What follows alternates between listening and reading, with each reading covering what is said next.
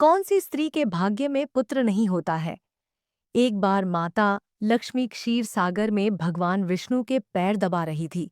तो पैर दबाते हुए माता लक्ष्मी ने भगवान विष्णु से कहा, हे प्रभु, आज मेरे मन में 3 प्रश्न उठ रहे हैं। यदि इन 3 प्रश्नों के उत्तर देकर आप मुझे संतुष्ट करेंगे तो मेरे मन को बहुत शांति मिलेगी। तब भगवान विष्णु कहते हैं, हे देवी, तुम्हारे जो भी प्रश्न है तुम निसंकोच होकर पूछो। मैं तुम्हारी शंका का निवारण अवश्य ही करूंगा। तब माता लक्ष्मी कहती है, हे प्रभु, वह कौन सी स्त्री होती है जिसके भाग्य में संतान सुख नहीं होता है। दूसरा प्रश्न है कि कौन सी स्त्री समय से पहले विधवा होती है। और मेरा तीसरा प्रश्न है कि कौन सा श्रृंगार करने से स्त्री को स्वर्ग में स्थान प्राप्त होता है। तब भगवान विष्णु कहते हैं, हे देवी, तुमने उचित ही प्रश्न किए हैं। तुम्हारे यह तीनों प्रश्न अत्यंत महत्वपूर्ण है। इन प्रश्नों का उत्तर संसार कल्याण के लिए है। जो भी मनुष्य इन्हें ध्यान से सुनता है उसे पृथ्वी लोक पर संपूर्ण सुख प्राप्त होते हैं और मृत्यु के बाद उसे मेरे लोक की प्राप्ति होती है। भगवान विष्णु देवी लक्ष्मी से कहते हैं, हे देवी, आज मैं तुम्हें एक अत्यंत पवित्र कथा सुनाता हूँ। इस कथा के माध्यम से तुम्हारे सभी प्रश्नों का उत्तर तुम्हें प्राप्त होगा। लेकिन तुम्हें इस कथा को ध्यान से पूरा सुना होगा। इस कथा को कभी आधा अधूरा नहीं सुनना चाहिए। इस कथा में समस्त संसार का कल्याण छिपा हुआ है। जो भी इस कथा को ध्यान से पूरा सुनेगा उसके मैं 32 अपराध क्षमा करता हूँ। तब देवी लक्ष्मी कहने लगी, प्रभु, मैं आपको वचन देती हूँ कि इस कथा को मैं पूरे मन और लगन से सुनूंगी। आप कृपया उस कथा को आरंभ करें। तो दोस्तों, आप सभी से एक विनती है कि आप भी इस कथा को पूरा जरूर सुनें। इसे आधा अधूरा सुनना पाप माना जाता है।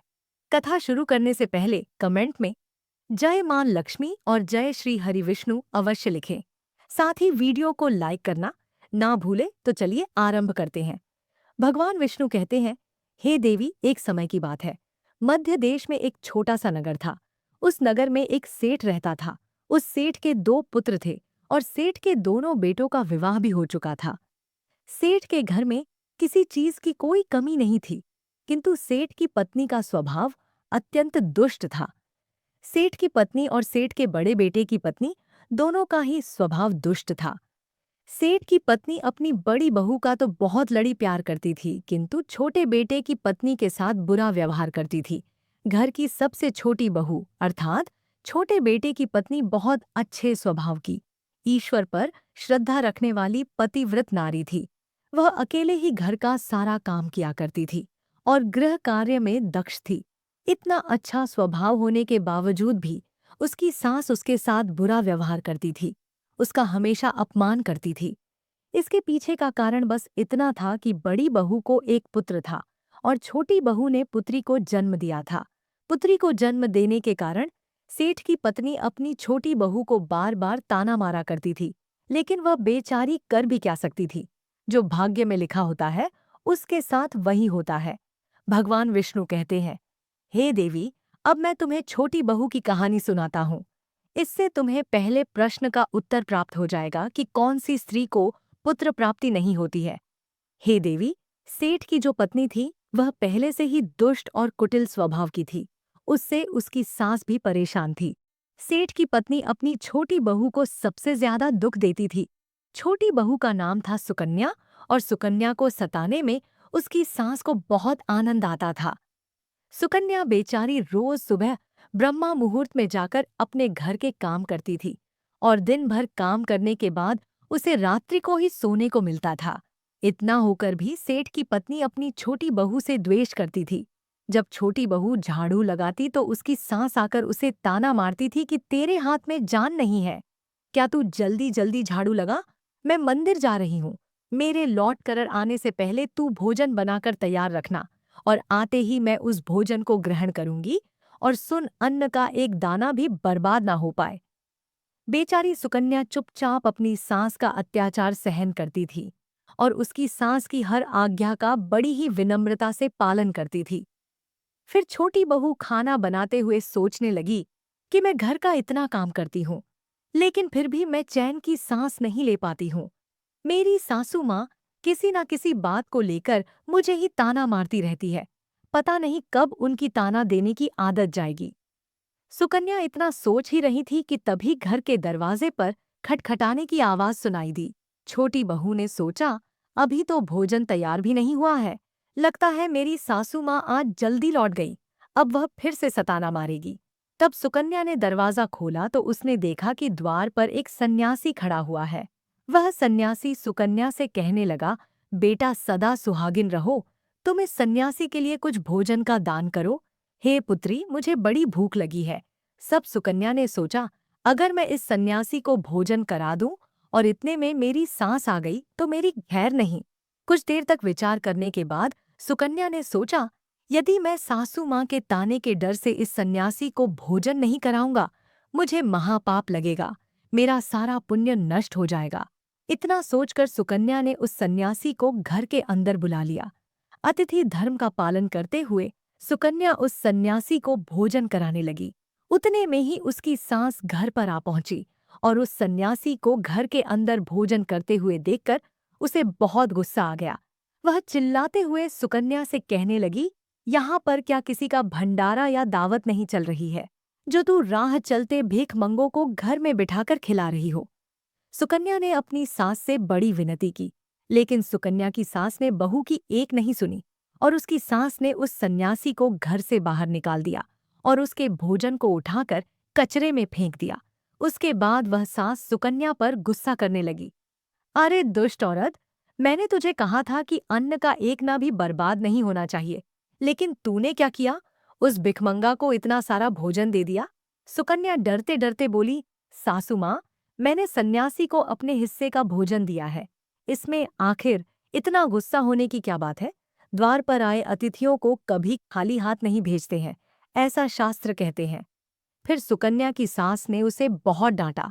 दोनों के बीच कई देर तक बहस हुई और सुकन्या के दुष्ट सास ने गुस्से में आकर सुकन्या को धक्के मारकर घर से बाहर निकाल दिया और घर का दरवाजा बंद कर दिया।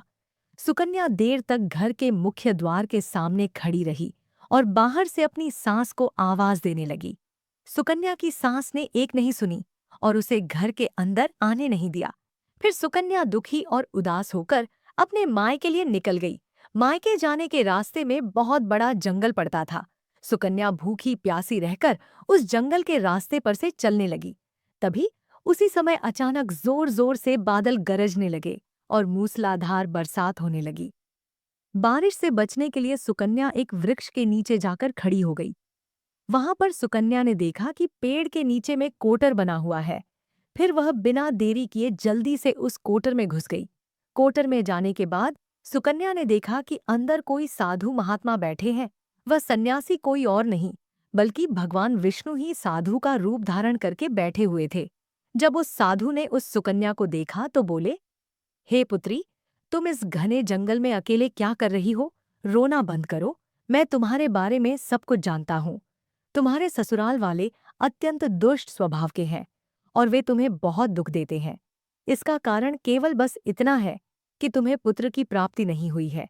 पुत्री को जन्म देने के कारण तुम्हें तुम्हारी सास के ताने सुनने पड़ते हैं। हे पुत्री, तुम चिंता मत करो, मैं तुम्हें एक पर्ची देता हूँ। इस पर जो भी उपाय लिखा हुआ है, तुम उस उपाय को पूरे मन के साथ करो, फिर तुम्हें एक गुणवान पुत्र की प्राप्ति होगी। फिर सुकन्या ने वह पर्ची ली और वह साधु वहां से अचानक से गायब हो गए। यह चमत्कार देखकर सुकन्या बहुत प्रसन्न हुई और जब बारिश रुकी तो सुकन्या का पति उसे ढूंढते हुए उस स्थान पर पहुंच गया। सुकन्या ने अपने पति को सारी हकीकत बता दी और फिर दोनों ने ही घर वापस ना जाकर उसी जंगल में रहने का निर्णय लिया। वहीं पर रहते हुए एक दिन सुकन्या के मन में पुत्र प्राप्ति का ख्याल आया और वह मन ही मन सोचने लगी कि यदि मेरा भी कोई पुत्र होता तो आज ससुराल में मुझे बहुत ज्यादा इज्जत मिलती। तभी सुकन्या को उस साधु के द्वारा दी गई पर्ची की याद आ गई और फिर जब उसने वह पर्ची खोलकर पढ़ा तो उसने देखा कि जो स्त्री पुत्र प्राप्ति की कामना रखती है उसे रात्रि में अपने की बाईं तरफ सोना चाहिए। ऐसा करने से कुछ समय बाद में बाएं करवट लेटने से नाक का दाहिना स्वर और दाहिनी करवट लेने से नाक का बायां स्वर चालू हो जाता है।